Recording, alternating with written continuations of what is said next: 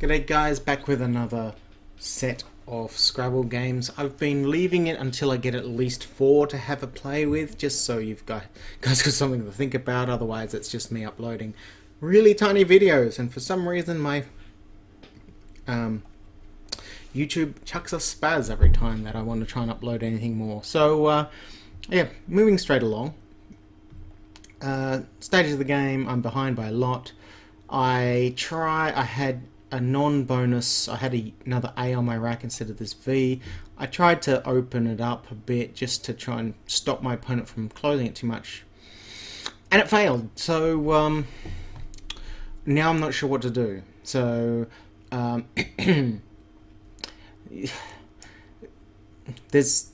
got virtues, right? But I need an N or something really cool to put in. It's not happening. So V and U, my worst letters. I couldn't get rid of the YU and just play. I wanted to play here. Bad move. Bad move. Could have been risk. Could have done it. Could have maybe risked, but didn't want to. So yeah. This is one of those things where you sort of go, okay, can I actually play Scrabble? Am I actually any good? Because it's not. So I'm just going to do it.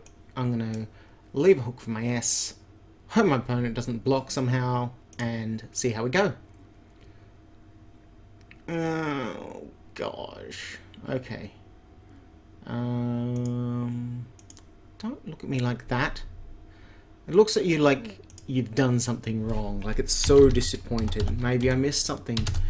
Oh my gosh. Okay, I don't think I actually missed anything.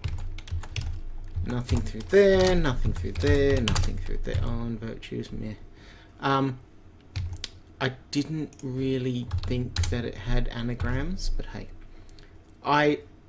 I'm now, yeah, I'm in trouble. I'll have to see what we do next turn, but this was not a pleasant pick. Picking another V when I've been inundated with them was not fun. So, well, we'll see what happens next time. Right. In this game, I'm doing almost the exact opposite, where I can't really pick wrong. My opponent has played a very nice bonus here, Dotings.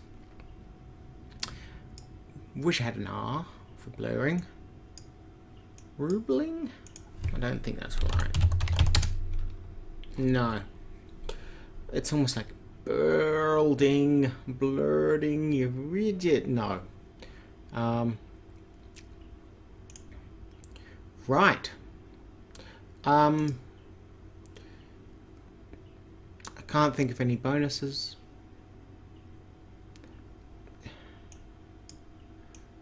Bullring, burling. Is burling good? Probably is good. It's probably good. Let's have a look. Burling. Oh, I'm so happy. Right, I'm just playing on plate over here. Yay.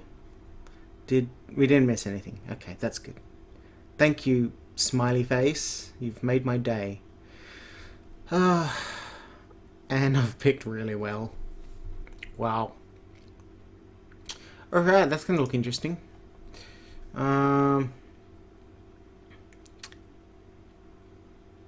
Okay, so in this game... No, this isn't the one where I'm ahead. In one of these games, I think I'm ahead by a ridiculous amount. Let's go back and review that game. I think it's this one. It's not that much. I was ahead by a lot, though. 293 to 74.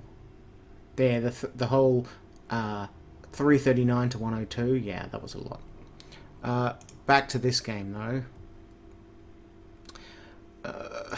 Penny. This reminds me of the word panegyri. So I don't think that's right, is it? No. So this is very famous triple that got played by Dave Wiegand. He's a very good Canadian player. I think he's Canadian. Sorry if I messed that one up. I'm pretty sure he's Canadian. Yeah, he played it as a triple, and I think it was through the E or something. So he had this kind of garbage rack on his board, and he played that. Right. So the Y's need to go. And if I can, I get rid of one of the R's. Yeah, that's not happening. I think the best thing is just to play yay there.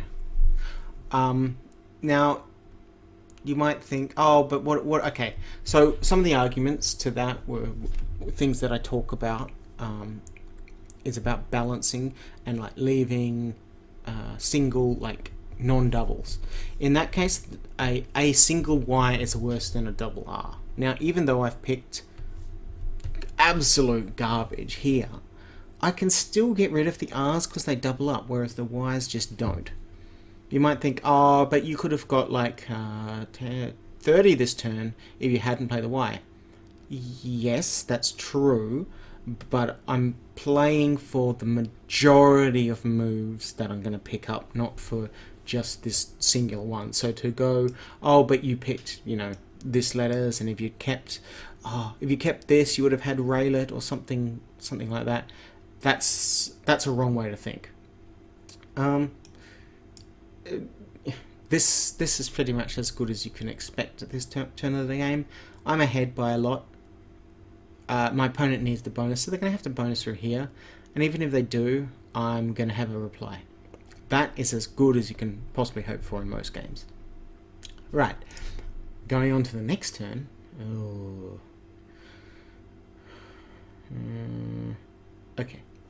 So I could play things like the.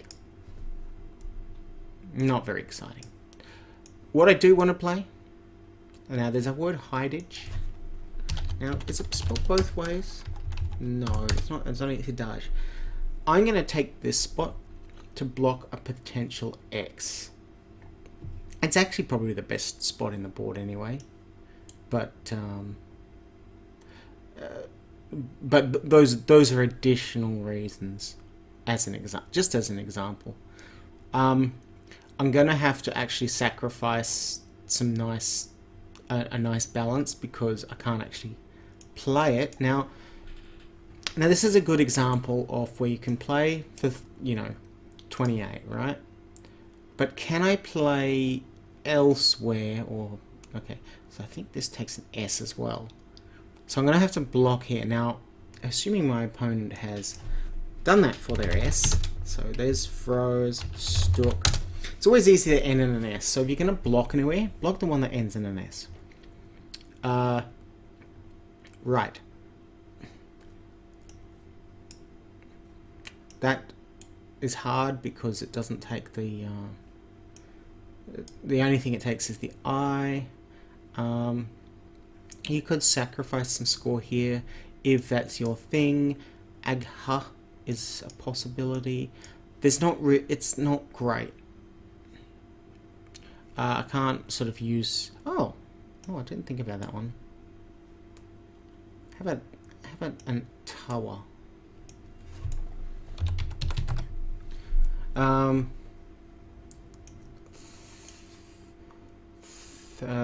Yeah, it's not going to quite work. No.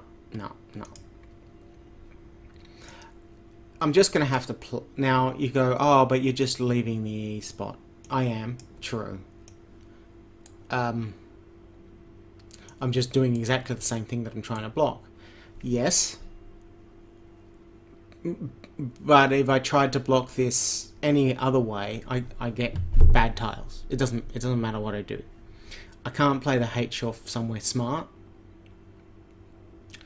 I literally just have to sit here and, suck it up, basically. Look, it's not a terrible situation to be in. Is there a head? No. It's not a terrible situation to be in here. It's just that you don't really have many options, and that can get quite frustrating sometimes. But sometimes you don't always need options to make the best move. Sometimes that's the easiest thing. So, unfortunately, this is really the best thing. I can't play now. Look, if this scored similarly, It always does. Whoa. It's almost worth playing. Okay. AGA or ADIGA? What do you play? It's actually really hard. I mean, it is. It's. I'm not just going, oh, but this is a hard move, unlike everything else that I ever play. Okay, so what's the advantage of playing HIED over AGA? So leaving AAG, not really promising. Have an A hook here. We've already seen. This can turn into a bonus. If I leave EH,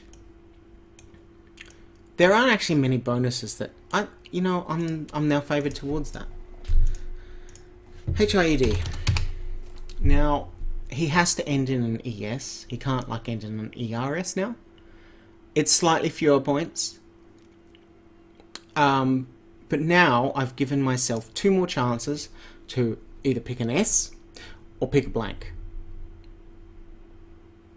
And I've got an A. I've got the A hook. So, I guess if I wanted, I could play Akai. What have you got next? Now he's got nowhere to play the X, right? So, there's a lot of factors you gotta put in. I'm ahead by a lot. I can afford to sacrifice 4 points for a tactical advantage. And look, he might just play here. Big deal. Couldn't really do anything about it because he had the S hook here, he had the S hook here, he has the S hook here, here, and an L hook here. It's just this overwhelming thing. So I'm just going to play that. Oh, close. Close. Yeah. So I wasn't that far from a bonus in the end. If I'd picked the E instead of the A, I definitely had a bonus. And I think I had an unstoppable... Did I have an unstoppable? Yes, I had an unstoppable bonus if I'd picked an E. So, yeah. That's an interesting strategic thought to end up on. What was the best move there? Maybe you came up with something else. Maybe I missed something. Yeah. Anyway, hope you enjoyed the video, and I'll be back next time. See ya.